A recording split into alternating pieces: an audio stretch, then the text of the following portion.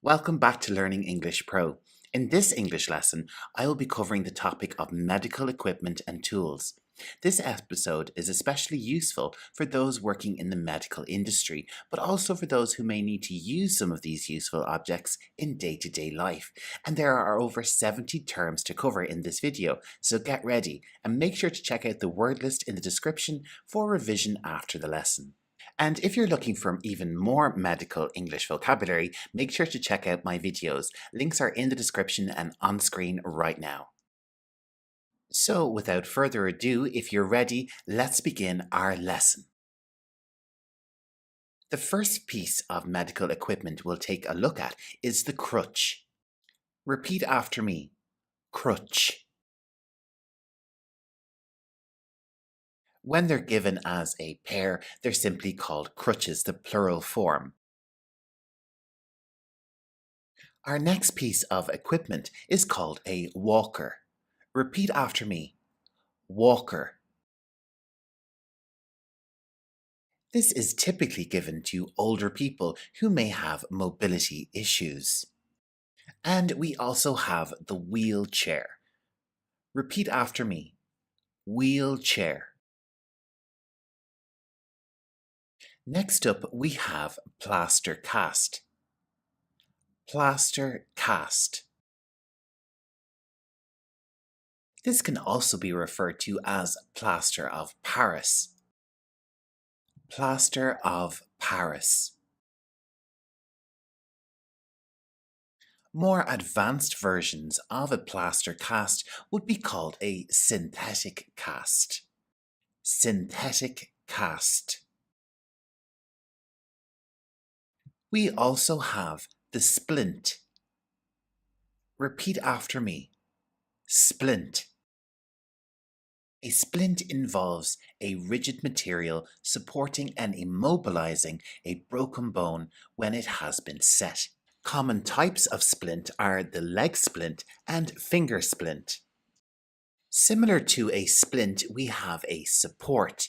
Something like a wrist support can help with a fracture or a broken bone when it is healing. For a broken or injured foot, a support boot is often used. This can also be referred to as a brace boot. And next up, we have a brace itself, which is like a bigger version of a splint. Brace. A common version of the brace is the leg brace, but there's also lots more, such as the neck brace as shown on screen, but you can also see sometimes a back brace or even a body brace. A similar device which is used for a broken arm is called a sling. Repeat after me. Sling. Let's move on to our next piece of equipment, which is bandage. Repeat after me. Bandage. There are lots of different types of bandage. This one is called a compression bandage, or sometimes it's called an elastic bandage. Next up, we have dressing. Repeat after me. Dressing. This is a sterile bandage which is applied directly onto a wound. Another type of bandage is called medical gauze. Medical gauze. This is the thin, transparent fabric which is often used along with bandages. We also have adhesive tape and cotton wool. These can be found in lots of other settings than a medical practice. Adhesive tape and cotton wool. A common type of bandage found in the home is referred to as a Band-Aid in American English, that's a trademark by the way, and as a plaster in UK English. A more general term for it would be an adhesive bandage. Lots of these types of bandages and gauzes can be found in a first aid kit. This can be a piece of medical equipment that can be found in lots of different workplaces and is useful in case of an emergency or an accident. This small medical tool is known as a swab. Repeat after me. Swab. And this is a stethoscope. Let's try it one more time. Stethoscope. For measuring a patient's temperature, we use a thermometer. Thermometer. Another test we can do for a patient is a blood test. Blood test. This is done with a syringe. Repeat after me. Syringe. It is tempting to say syringe, but it's syringe. And this part of the syringe is known as the needle. Needle. Something which is commonly found in lots of different medical settings is a vial. Repeat after me. Vial. And similar to a vial, we have a test tube. Test tube. Moving along, our next piece of equipment is called a blood pressure cuff. Blood pressure cuff. Our next piece of equipment can be known as telemetry pads or ECG electrodes. These are used to monitor important functions in a patient's body. If you've ever broken a bone, you will have had an X-ray. X-ray. This device is placed on the finger and used to measure the amount of oxygen in the blood. It's called a pulse oximeter. Pulse oximeter. To find out how heavy someone is, you would need a weighing scales. Weighing scales. Our next device is used to look at the ear and eardrum. The otoscope. Repeat after me. Otoscope. Let's move along to some more smaller tools, like the tweezers. Repeat after me. Tweezers. We also have the scalpel. Repeat after me. Scalpel.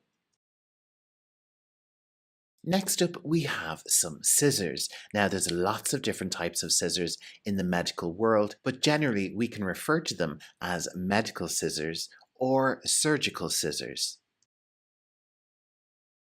To provide oxygen to a patient, we use an oxygen mask.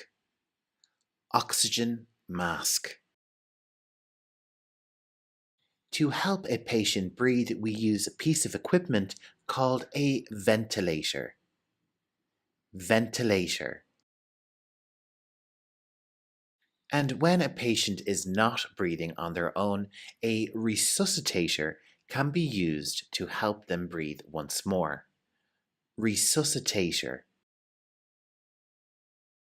The type of hospital bed which moves on wheels is called a gurney. Repeat after me. Gurney.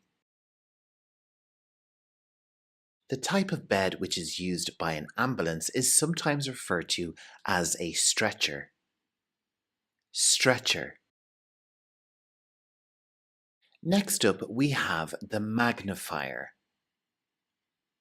Magnifier. And to help see even closer, we have a microscope. Microscope.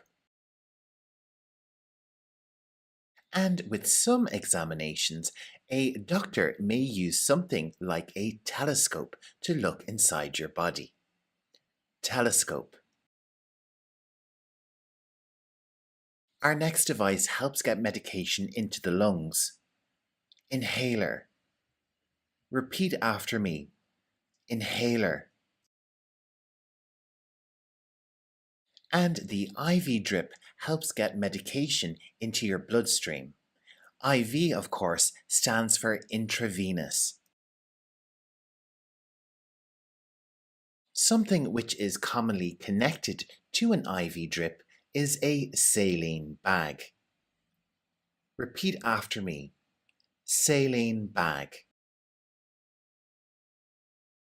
A blood bag is another container which is sometimes connected to an IV drip. Blood bag. The blue, green and sometimes pink outfits worn by medical personnel are known as scrubs. Scrubs. Medical personnel can also be seen wearing a surgical mask over their face at some occasions, and also a scrub cap to cover their hair. A scrub cap can also be called a skull cap. This piece of equipment is known as the examination table. Repeat after me. Examination table. And our final piece of equipment is known as a medical chair. Repeat after me. Medical chair.